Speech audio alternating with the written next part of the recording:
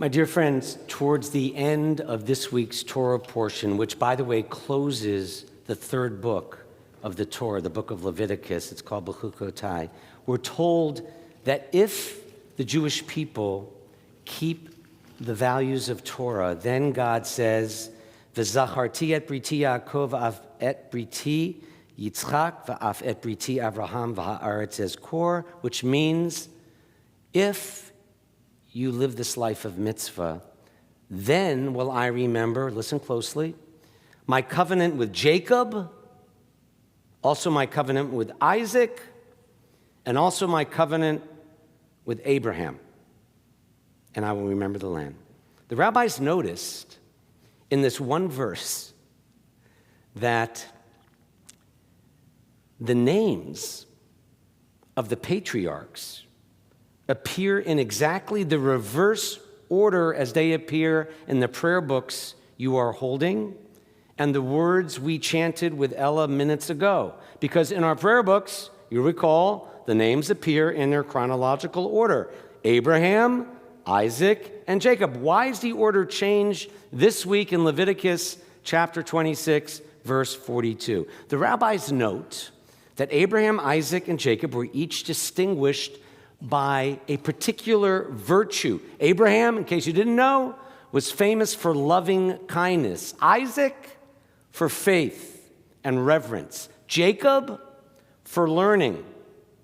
By mentioning Jacob first, the hope was expressed that when the time came for the world's redemption from all the pain, the Jewish people would return to Zion because of what we have learned from living a life of mitzvah. So that is why the rabbis say Jacob's name was mentioned first instead of third. But even if members of our faith family aren't that into learning, study, perhaps they would possess a reverence for life and faith in that higher power we call God. That's Isaac. And even if somebody doesn't even incorporate that virtue, then say the rabbis, maybe we can help redeem this world because of the virtue of loving kindness, Abraham. But they also acknowledge that just preaching loving kindness isn't enough, and neither are prayers or moments of silence enough. As we end another tragic week, recalling that there have been more mass shootings this year in America than days in the year.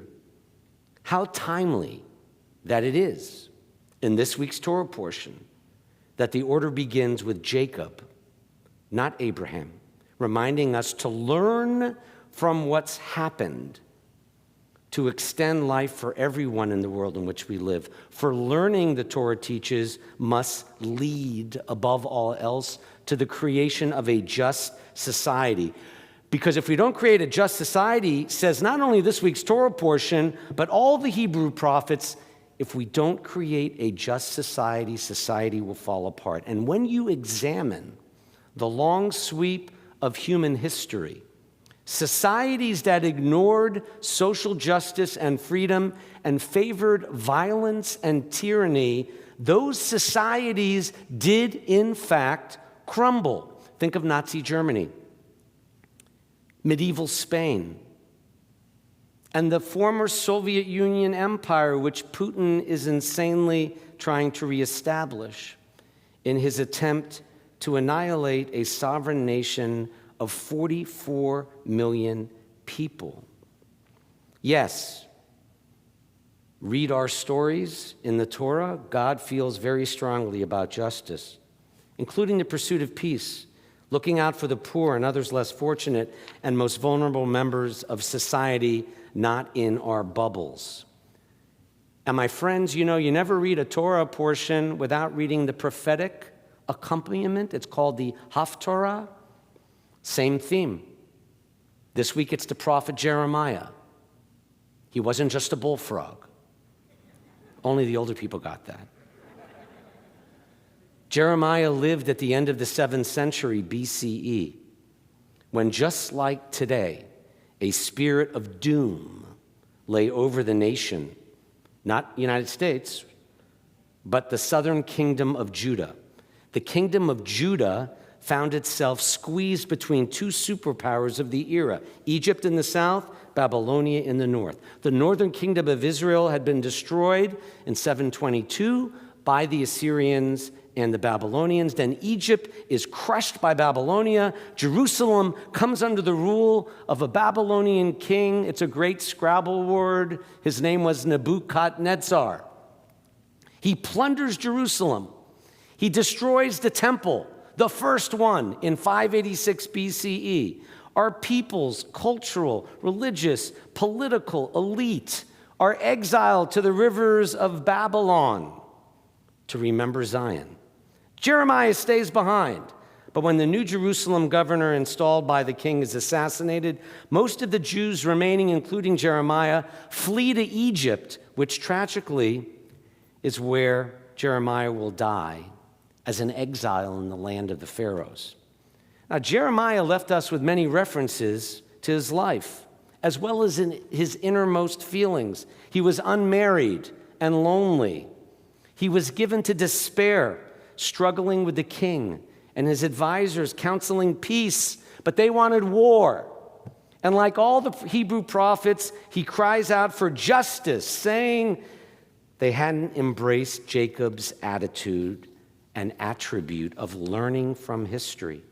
Like Isaac, Jeremiah calls for renewing the eternal covenant between God and the Jewish people, getting back to what matters most. The problem was that people back then just wanted the good life, not a life of concern for others, not a life of service or faith. They just wanted the good life. Sound familiar? Jeremiah's take on why the temple was destroyed was excessive violence, making an idol out of the wrong things, exploitation of the vulnerable, and I'll just read you one verse from this week's Haftarah.